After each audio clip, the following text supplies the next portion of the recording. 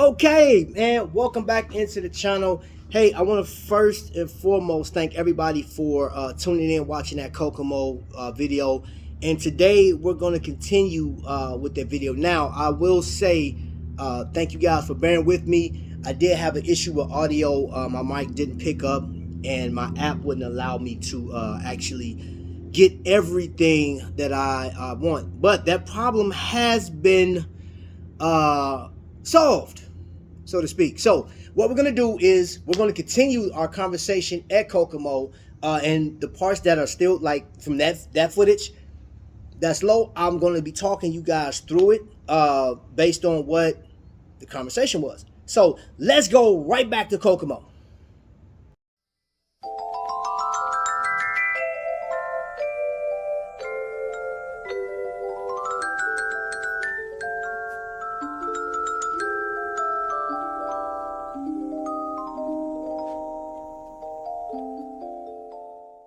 So let me ask you guys this. As you're doing your job and stuff like that, I know you have to have a passion for this. Now, I had a chance to see him during that show. You were going through here like a madman. Yeah. Yeah. Oh my gosh! Like he was like, "Hey, how you doing?" He's gone. Yeah. Yeah.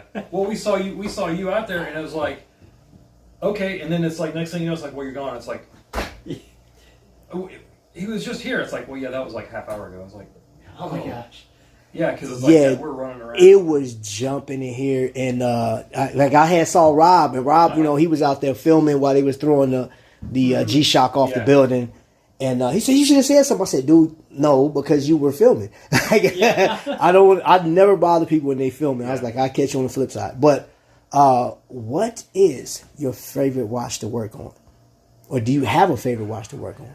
Oh yeah, I put them on the spot, y'all. Y'all know me. I'll put people on the spot. Oh man, I don't know. Because I've got a lot to. It's gotta be the ladies, man. I mean, Yeah, I do. I like. I mean, well, one, I do a lot of chronographs, vintage chronographs. Love those. But I do like, for a change, like a ladies vintage Bulova Elgin, like 23 jewel, something like that. Only because it is just really different than, working on a vintage chronograph or something like that. Okay. So Vic, he likes chronographs, bro. I got a buddy that there's a lot of people that love chronographs. Whether we use them or not, absolutely love a chronograph. Like the Value movement, when I first saw the Value, I was like, oh, this is nice. Oh yeah, absolutely. And of course, Yeah, and I like chronographs only because the added complications is you're doing a watch, and it's regular 3 hands, maybe an automatic, something like that, and that's just day in, day out, and that goes for if it's Rolex or ETA or whatever. But you get a chronograph, and that's just a refreshing difference, because it is you have to be on your A game, and you have to really be paying attention. You have a lot more things to go wrong. So that's kind of a thing you got to be on top of. Fun in the pursuit of challenge. So that's where that skill set come in. Yeah.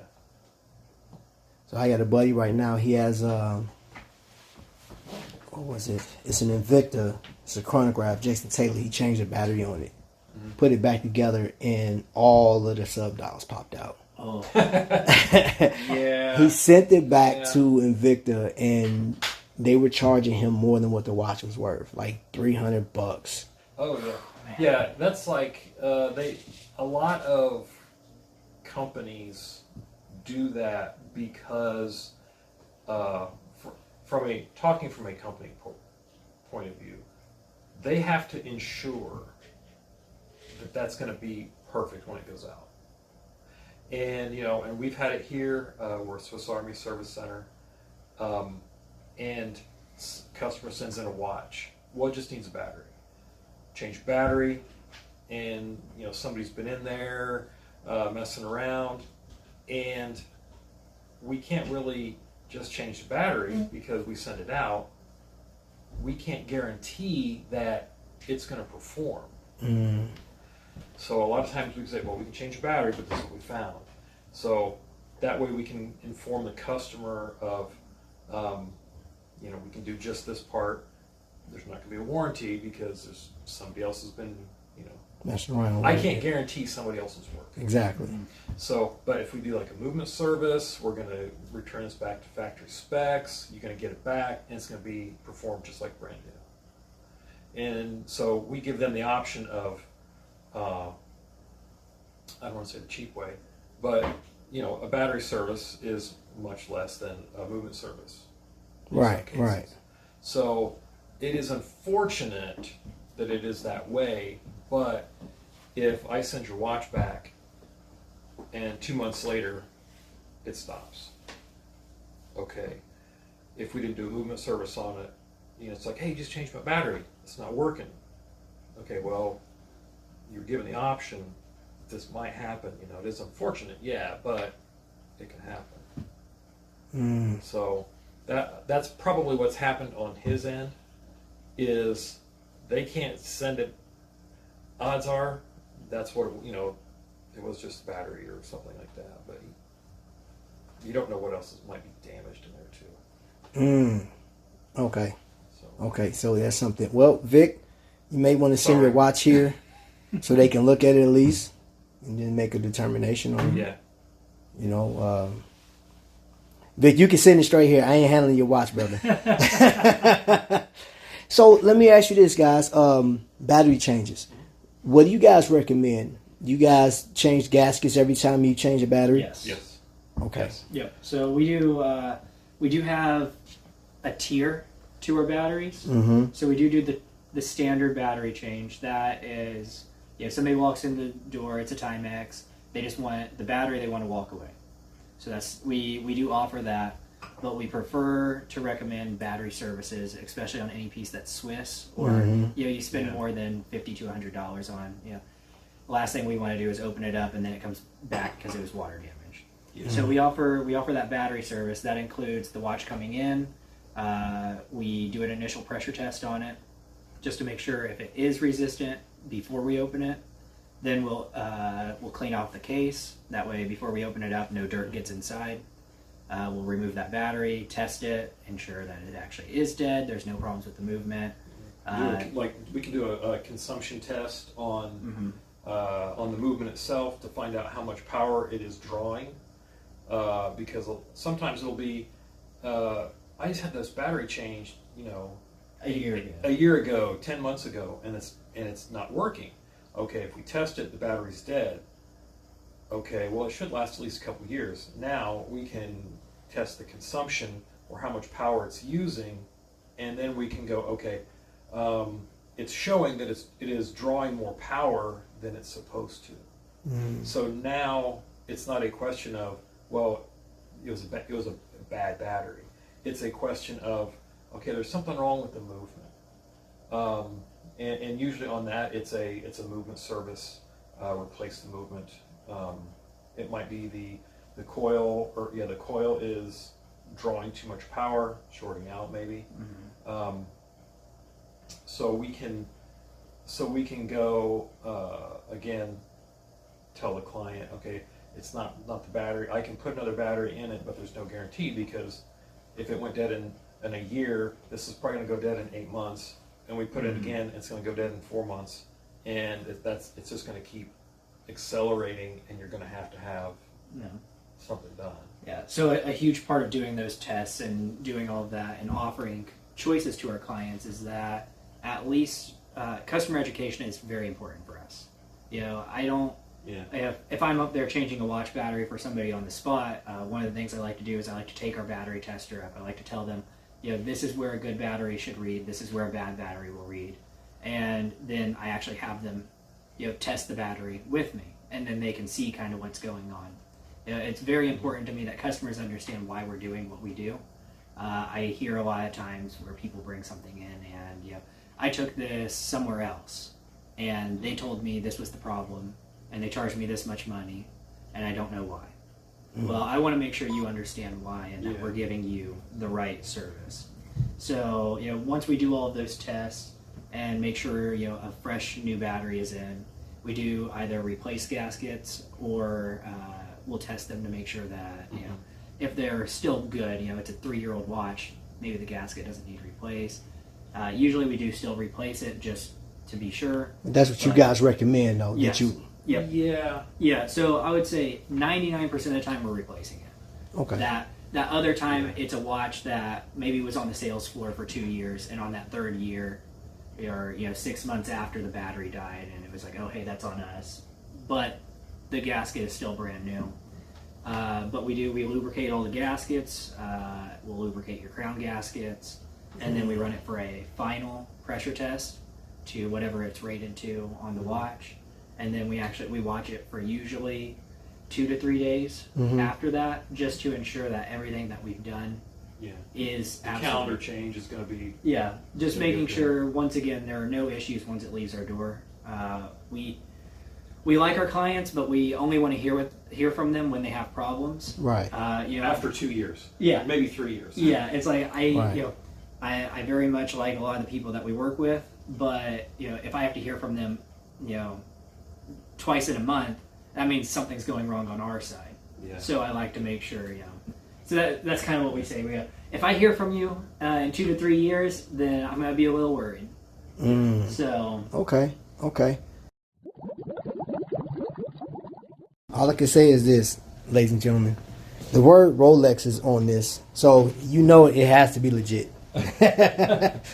Yeah, and this is the watch that made it to 1,300 meters. That is good. Huh? Exhibition. Oh, exhibition case back? Okay. 1,300 meters. Now, the exhibition case back made it to 13? Okay. Yep. That's crazy. Those are all aftermarket parts This whole watch? Yeah. from Toki Lab. Wow. And is that just a display, or somebody can buy that? So they can buy that. Yeah. Oh. And if we sell it, we can always, make another one. Gotcha. So, Gotcha. but yeah, that's something that's, This thing is nice, man.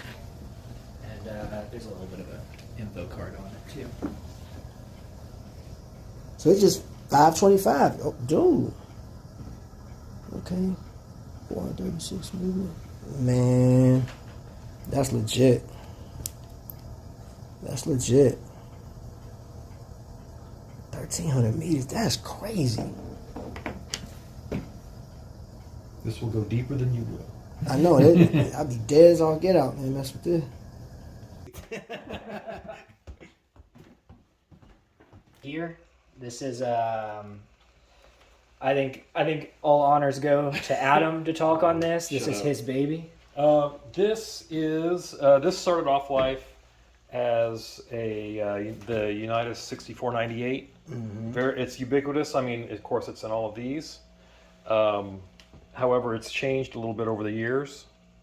So we have on this side, we have a skeletonized cutaway movement.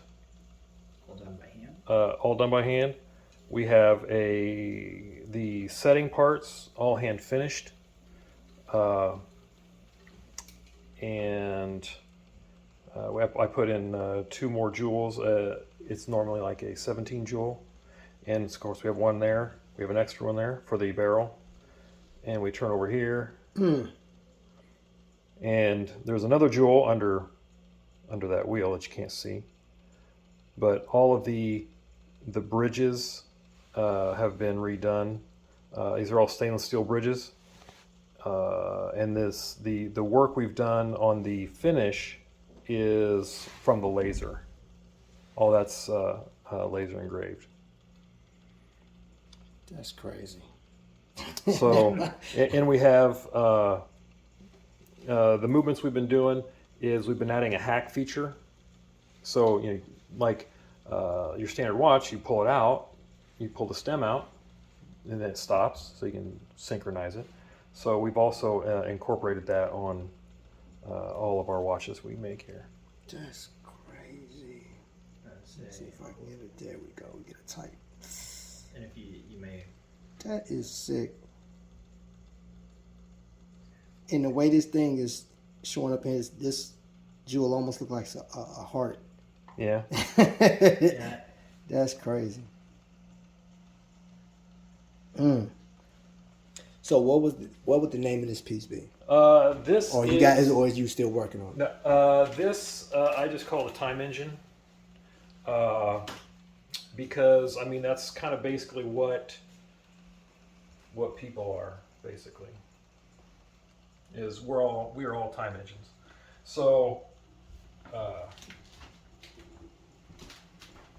that currently in its form is not for sale. But it will be eventually. But possibly. Yeah, this is probably more of a bespoke piece. Gotcha. You're going to come to me and go, "Hey, I want you to make me a time engine." Okay, let's talk. And then that's more of a. This is where the watchmaker client relationship is, because I can do this. You like this, but I want it to be this. Okay, I want this finish on here. Okay, I want it to look like this. Okay, you're telling me what you want, and I am making that what is in your mind. We'll show them the all black. We've got another movement down there to show you. Oh. But if there's a movement, I've done a lot of work on family pieces. Okay. And somebody's pocket watch, somebody's grandpa's wristwatch. Okay.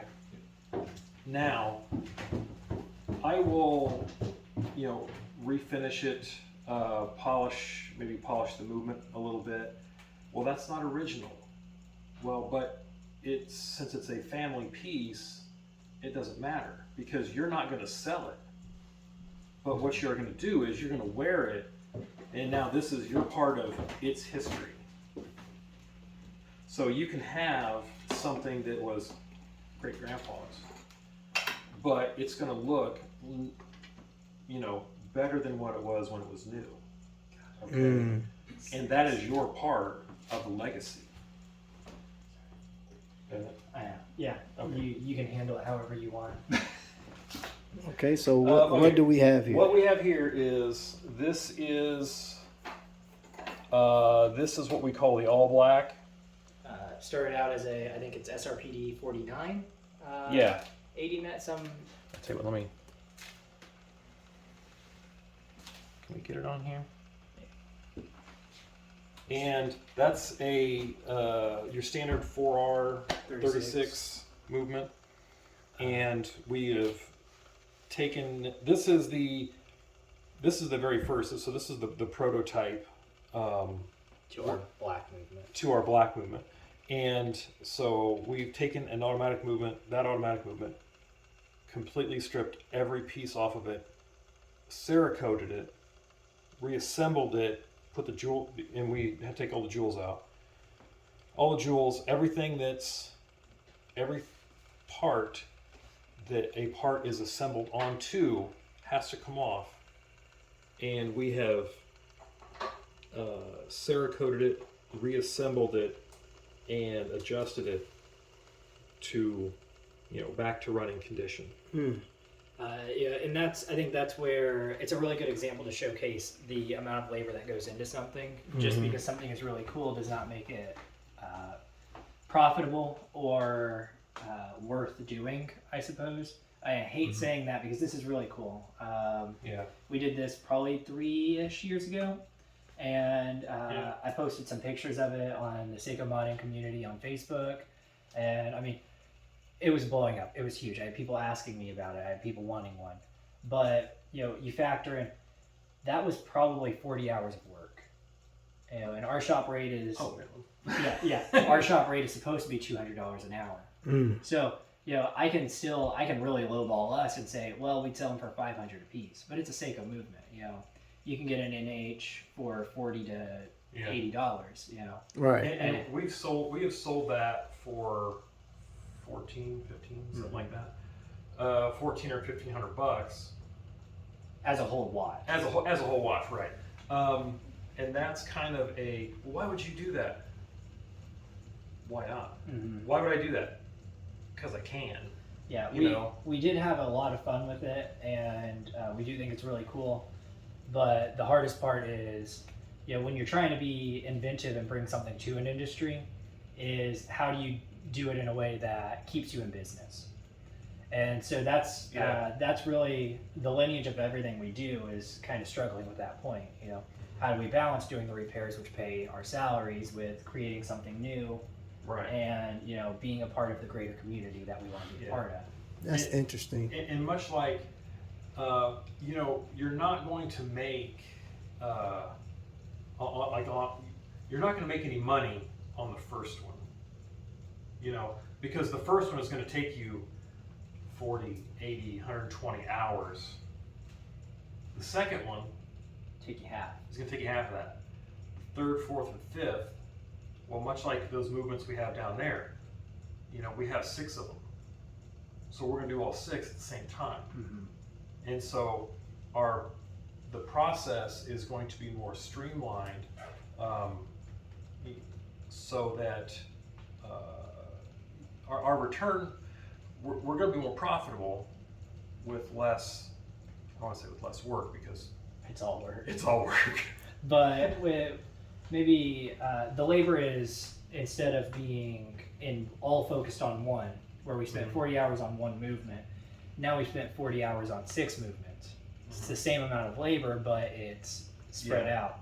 And so that was this was a good trial piece. We learned a lot about it. We learned a lot about how to do things, how not to do things. And that's kind of the cost of doing it. It was the labor that we put in. But, are we gonna do 40 of them and then market them online? And probably not, because even then the prices, the price of the base movement and the price of what we would have to be charging was so high. It was hard to, maybe not hard to validate, because we know exactly why, but it was hard to make somebody who didn't understand from our position. That's a Seiko movement. Why? That's crazy. That's only a $60 movement or whatever it is. Well, yeah. Until you black it out. Yeah, and that's exactly the thing. So, and a lot of the things, like I said, we've done is, hey, wouldn't it be cool? Mm-hmm. Wouldn't that be cool? Let's try that.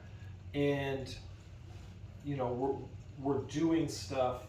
We're doing some stuff that, it just hasn't been done. So, can you do that? Oh, let's try. Yeah. So, a lot of the stuff that's just where we've gotten is, well, let's try it. I think that'd be cool to see that at a watch event. Mm-hmm. If you guys the crazy thing. Here's the interesting concept: is in my years of collecting and being around different people, you guys are the first ones that I've seen that are working inventors, where you guys are creating something, but you're working on watches.